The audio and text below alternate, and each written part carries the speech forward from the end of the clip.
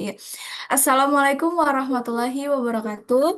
Kami dari kelompok 3 izin mempresentasikan tentang hasil diskusi kami tentang perancangan fungsi manajemen sumber daya manusia untuk perusahaan Cuts and Cups. Dengan saya sendiri, Restuti Cahyani dengan NIM akhir 032 dan kelima rekan saya. Saya Muhammad Faris Hilmi dengan NIM akhir 005. Saya Biodev Moses Nardian dengan NIM akhir 021. Saya Kairan Raisa itu dengan NIM akhir 025. Saya Santa Dimulana dengan NIM akhir 033.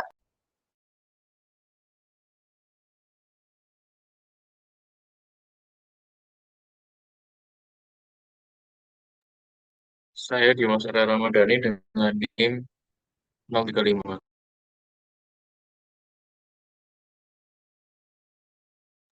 Baik, yang selanjutnya di sini ada profil perusahaan yang kita pilih sebagai objek perancangan sumber daya manusia, yaitu perusahaan Cuts and Cups adalah sebuah perusahaan yang menggabungkan layanan barbershop dan cafe dalam satu tempat, menghadirkan pengalaman unik bagi pelanggan dengan menikmati layanan cukur rambut profesional dan bersantai dengan secangkir kopi atau minuman pilihan. Selanjutnya, terdapat visi misi dari perusahaan tersebut, yaitu untuk visinya sendiri menjadi tempat favorit generasi muda untuk tampil dan menikmati kopi dalam satu ruang yang estetik, nyaman, dan penuh gaya berbasis digital. Untuk misinya sendiri, yang pertama ada mengintegrasikan teknologi dalam pelayanan barbershop dan cafe untuk meningkatkan kenyamanan dan efisiensi. Yang kedua, menyediakan layanan potong rambut profesional dengan stylist berpengalaman dan tren terkini. Yang selanjutnya, menawarkan kopi berkualitas dengan racikan khas barista terlatih. Yang keempat, ada menghadirkan tempat nongkrong dengan ambience cozy, industrial modern, dan instagramable. Yang kelima, menjadi ruang komunitas bagi pencinta kopi, fashion, dan gaya hidup urban. Dan yang untuk terakhir, menjaga standar pelayanan, kebersihan, dan kepuasan pelanggan di kedua sisi layanan, baik barber maupun kafe. Selanjutnya, tujuan perancangan MSDM bagi perusahaan Cuts and Cup yaitu menyediakan tenaga kerja yang kompeten, menyusun struktur organisasi yang efisien, struktur rekrutmen dan seleksi yang tepat, merancang skema kompensasi yang adil, mengembangkan program pelatihan awal dan lanjutan, menciptakan lingkungan kerja aman dan sehat, merancang strategi pengelolaan talenta.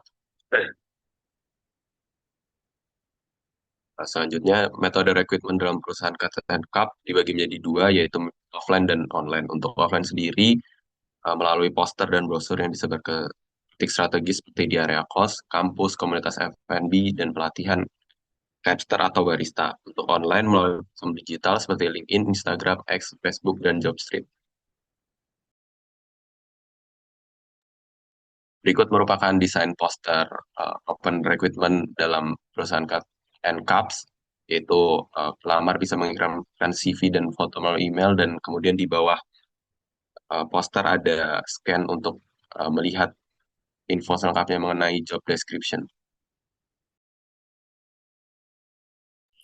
Selanjutnya tahap seleksi. Untuk tahap seleksi yang pertama ada seleksi berkas, yang kedua ada tes kognitif dan kepribadian, ketiga wawancara, keempat tes keterampilan, yang kelima pengumuman, dan yang terakhir pelatihan awal.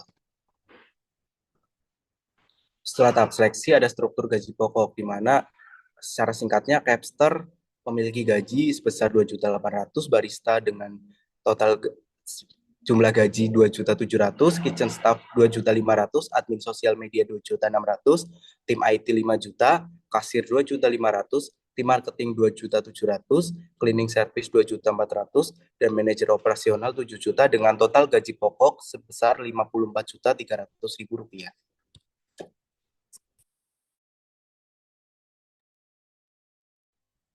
Baik, selanjutnya adalah program pelatihan awal di mana pelatihan awal ini yaitu untuk karyawan baru sebelum mulai kerja, yaitu ada masa orientasi dengan membahas visi misi dan juga SOP, lalu layanan pelanggan, pelatihan pelayanan pelanggan, yaitu dengan berlatih komunikasi dan handling komplain. Yang ketiga ada hygiene dan safety, yaitu metodenya membahas kebersihan dan juga keselamatan, demo dan juga praktik. Lalu yang terakhir ada pelatihan teknis khusus, yaitu metodenya dengan skill sesuai divisi, praktik dan juga mentoring.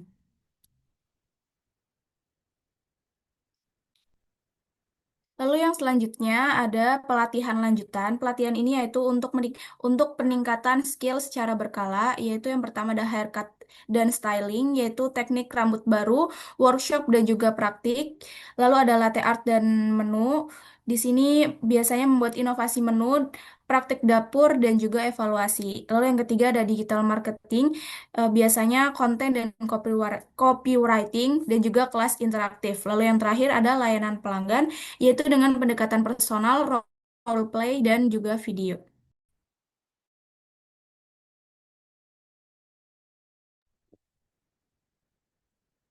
Lalu yang selanjutnya, kami mengidentifikasi berbagai risiko kerja. Yang pertama untuk capster itu risiko kerjanya ada dari alat tajam seperti gunting dan pisau cukur, serta paparan bahan kimia bedak rambut.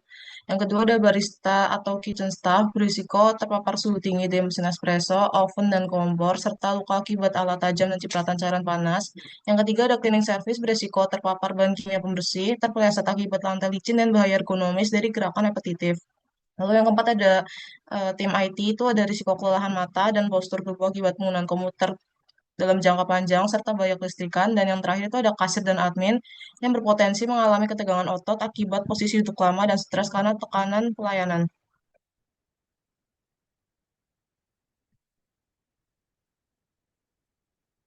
Lalu yang selanjutnya, sebagai bagian rekomendasi, kami juga menawarkan tunjangan dan bonus yang menarik. Yang pertama itu ada tunjangan tetap mencangkup uang makan sebesar Rp25.000 per hari, transportasi Rp300.000 per bulan, dan tunjangan kesehatan 4% dari gaji pokok. Lalu kami juga memiliki bonus kinerja yang berdasarkan target spesifik, misalnya Capster bisa mendapatkan bonus Rp1 juta jika mencapai 200 pelanggan per bulan. Barista bisa mendapatkan Rp750.000 jika kesalahan kurang dari 2% dari 200 cup. Dan ada juga bonus untuk kitchen staff, admin sosmed, tim IT, kasir, tim marketing, cleaning service, dan manajer berdasarkan pencapaian target masing-masing. Lalu ada bonus tambahan berupa THR yang dihitung proporsional sesuai masa kerja dan bonus loyalitas besar 2.500.000 untuk karyawan telah bekerja lebih dari 3 tahun.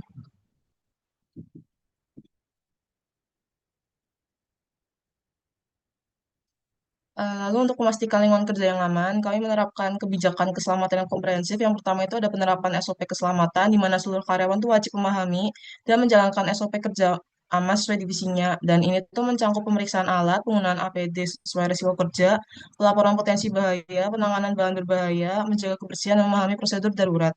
Lalu untuk penggunaan APD, kami mewajibkan penggunaan alat pelindung diri yang sesuai untuk setiap posisi. Kalau misal yang pertama tuh ada barber menggunakan sarung tangan, masker, dan apron. Terus yang kedua ada barista atau kitchen staff menggunakan mouth shield, hair cup, sarung tangan, dan jelmek. Yang ketiga ada cleaning service menggunakan masker dan sarung tangan karet. Lalu yang keempat ada tim IT menggunakan kacamata anti radiasi, kursi ergonomis, dan alat berinsulasi. Dan untuk fasilitas K3 ini kami menyediakan kotak P3K lengkap di area barbershop, dapur, dan front desk. Juga tersedia fire extinguisher dengan pelatihan menggunakan setiap 6 bulan, serta penandaan jalur evakuasi dan titik kumpul di seluruh area kerja.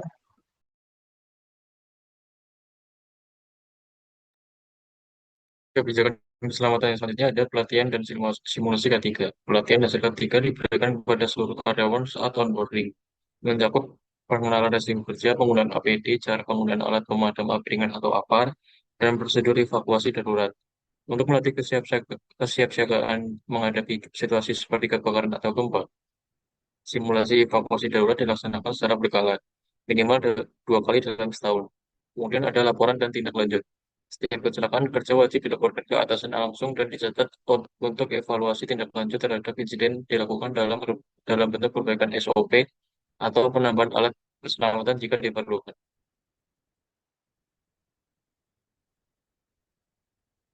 Kemudian strategi talent dalam manajemen.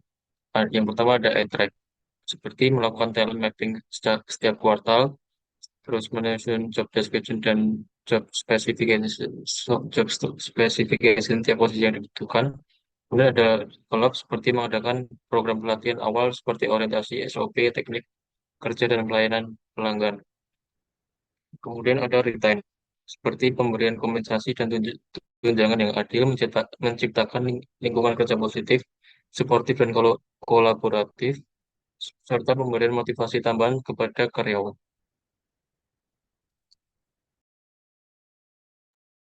Baik, sekian dari presentasi dari kelompok 3. Apabila ada kesalahan kata maupun perbuatan, kami mohon maaf yang sebesar-besarnya. Terima kasih. Wassalamualaikum warahmatullahi wabarakatuh.